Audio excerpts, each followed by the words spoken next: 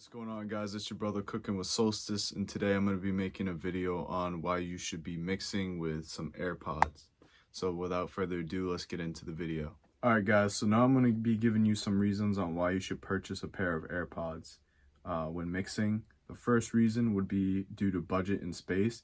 If you don't have a lot of space in your setup, studio speakers can get really big, and if you just don't have a lot of space, these things are tiny. You can literally put them in your pocket, obviously, and space won't be an issue. Another thing would be budget. Studio speakers can be really expensive. They can get up to like thousands of dollars for like a pair of really good studio speakers. If you're just starting out and you're a beginner producer, you're probably gonna be put off by the price of that. So something like a pair of AirPods would be a lot cheaper and a lot more friendly for your budget and your wallet. The next reason to mix on your AirPods would be most people listen to music on Bluetooth headphones nowadays. As you can see, like most people, you see them in the gym or they're out and about, they got one of these things in their ears, you know what I'm saying? So when you're mixing, you're gonna wanna think about how are people listening to music nowadays? What medium are they using the most? And that's what you're gonna wanna mix on. That's why I started mixing on AirPods, because I was thinking,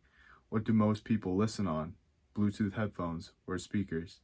And if you can get a mix right on this, I'm not saying to mix completely on these. You're gonna wanna, if you can, and if you have speakers, I'm just saying you're gonna wanna mix on speakers first and then finish the mix on these. But if you don't have that option, it still works, it's still good. So yeah, I recommend mixing on speakers if you have them, but if you don't have that option, definitely mix with these.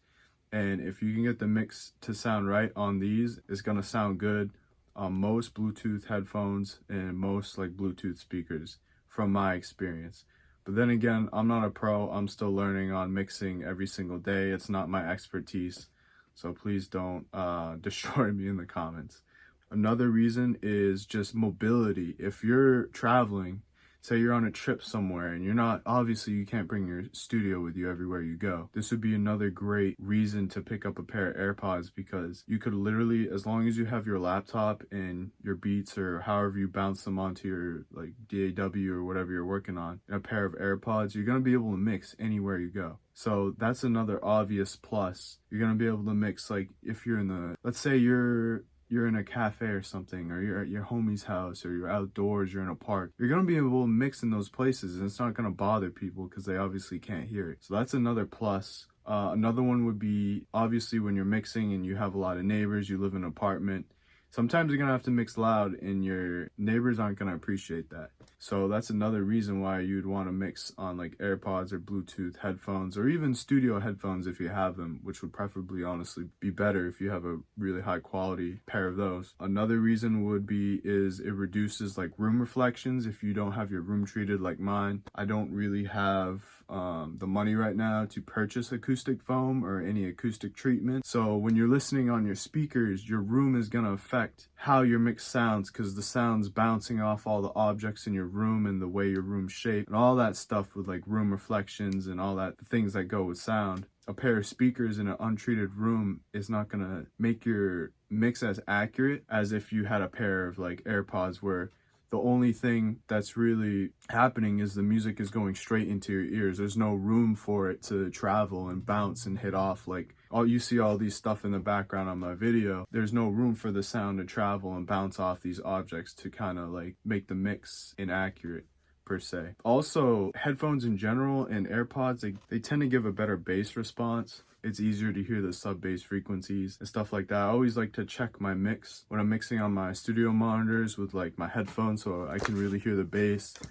And like a little trick you can do too is just to add a little bit of saturation so you can hear the bass more, and add a little more high-end frequency so you can kind of hear the bass better, which is like another little trick that a lot of people don't really know, because they always think, oh, bass, let me take all the other frequencies, besides bass and boost that. But sometimes to be able to hear it, if you can't hear it that well in your mix, you're going to want to add a little saturation and maybe just a tad bit of the high end frequency so you can really have that bass pop out a little more. Okay, so some things you want to be kind of mindful of when you're mixing with one of your pair of headphones or AirPods is obviously it's better to mix on studio monitors if you have them, but like I said, if you don't have access to them for whatever reason and you got to use AirPods, they're still really good. It's a great option to mix, and honestly my mixes have been sounding pretty clean as of late. I've been mixing with these mostly. Obviously I've been checking with my monitor since I got them, but they sound really good. A thing you got to be careful of is make sure you don't crank the volume all the way up. You don't want to give yourself hearing damage, because as a musician, your ears are obviously your most important tool that you have to protect at all costs, because once you lose some of your hearing, you're never going to be able to get it back. Your hearing will always be damaged. So you have to be very careful on listening volume when you're mixing on these. Preferably try to mix on a lower volume and not the highest and crank it up, because mixing on a higher volume anyway makes it sound better. Music just sounds better when the volume is higher anyway, so you have to be very careful of that. And just a little trick that you can do is mixing on a super low volume, and then you can kind of hear what needs to be balanced that way. Because if say like the sample is super quiet but the drums are super loud, sometimes you only notice that on a lower volume, so then you can go in and fix that. So that's a little trick you can do. Listen on lower volumes. I would say probably listen like 50% to 75% loudness, if that, to protect your hearing. Another thing is the stereo field isn't realistic when it's compared to the real world. Like there's no real situation in the real world where sounds are coming into your ears left to right. Strictly, a lot of the times it's coming from in front of you, different angles in front of you, from behind you, from sideways. But when you're listening to like AirPods and stuff, it's only coming in from left and right, so the stereo field won't be completely accurate. So keep in mind, try to listen from multiple mixing sources like speakers, your car, different pairs of headphones and stuff like that, to make sure your stereo field is accurate. Another thing would be is, like I said again, test your mix on multiple sources to make sure it sounds good, because AirPods and headphones, especially Bluetooth ones, tend to color your mix. So what that means is they tend to make it sound better than it actually is. So that's why, like, if you're like, oh man, my mix sounds amazing on these headphones, and then you play it on like your speakers that have a super flat response, or like your car, or like a Bluetooth speaker or something, you're like, wow, this sounds way different. It kind of sounds like shit. That's why. So hopefully this video helped. It's kind of a little different type of video from what I usually do, but if you guys want to see some more videos like this, please let me know. Please consider commenting, liking, and subscribing if you liked this video and found it helpful. Without further ado, it's your brother Cooking with Solstice. I'll catch you in the next one. Peace out.